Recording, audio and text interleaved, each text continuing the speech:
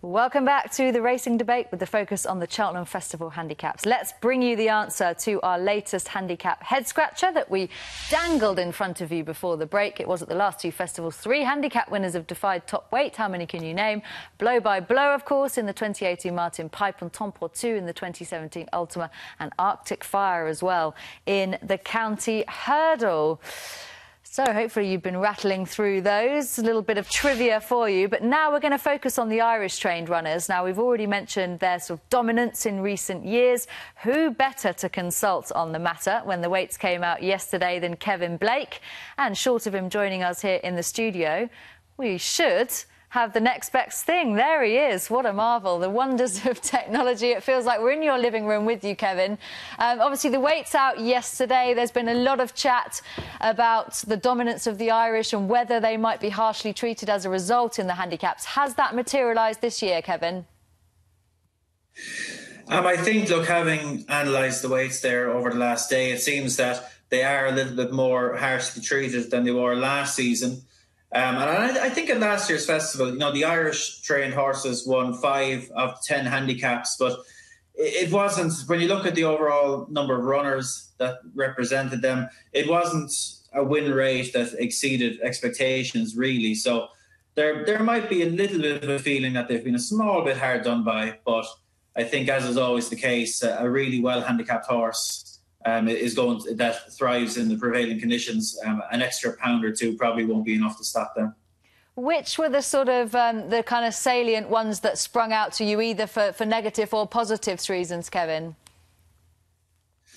There's a few interesting ones there in terms of horses that may or may not get into their races because of the ratings they've been given. Uradel, trained by Willie Mullins, was an interesting one straight away. He'll be hotly fancied wherever he goes, but he was the favourite for the Coral Cup. He only got an extra £4, which in some ways his supporters will be delighted that he didn't get more, but it leaves him in the danger zone with the Coral Cup. I'd say on balance, based on the last 5 or 6 renewals, he'll probably struggle to get in, but at least his connections have the compensation of the Martin Pipe there, which he should definitely get into, and I suspect that'll where he ends up running. And are there any for you that were horses you've been keeping an eye on all season that you thought, right, that's a pretty good spot to be in? There's a few that I'd express the fancy for anyway. Measure of My Dreams is one in the Kim Muir, and the British handicapper is allowing him to run off his Irish mark and off 137, and that should be enough to get him in. I see he's been clipped in price a little bit since the weights have come out, so that was one. Lethal Steps in the Boodles, as we call it now, is another interesting one for Gordon Elliott. He's been given a £4 higher mark than in Ireland, and things are a little bit more uniform in the juvenile division, but I think he's one that could prove to be well handicapped now that he gets into handicap company. And just to glance at my notes, Speaker Connolly is an interesting one for the novices handicap chase, I thought. He's been given £7, which is pretty hefty, well beyond the average rise given to the Irish handicap chasers. But there is a silver lining there in that it brings him up to a mark of 139, which should be enough to get him in at the bottom of the race. The range of weights for that particular race tend to be quite compressed, and I suspect he'll just about sneak into the bottom of it.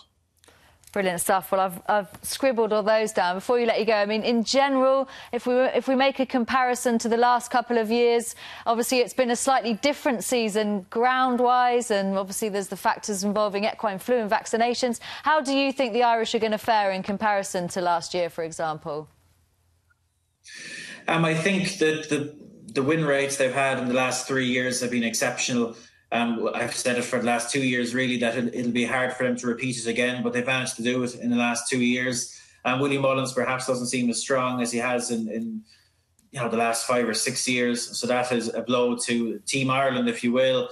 But I'd be hopeful they do well. The handicaps will be a shade tough for them, I suspect, but they seem to have plenty of ammunition across the broad spectrum of the grade ones and what have you. So I'd be hopeful enough of a very good showing from Irish trained horses once again. And Mick's got a question for you as well, Kevin, if we can. Yeah, I'm pinning you on the spot here, I'm afraid, Kevin. But what about Band of Outlaws in the juvenile?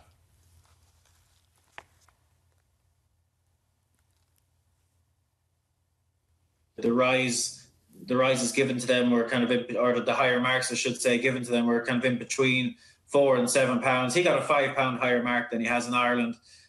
He's a hard horse to weigh up because he clearly absolutely bolted up last time. I don't think it was a strong race. It was slowly run. It played to his strengths because he's very much a speed horse.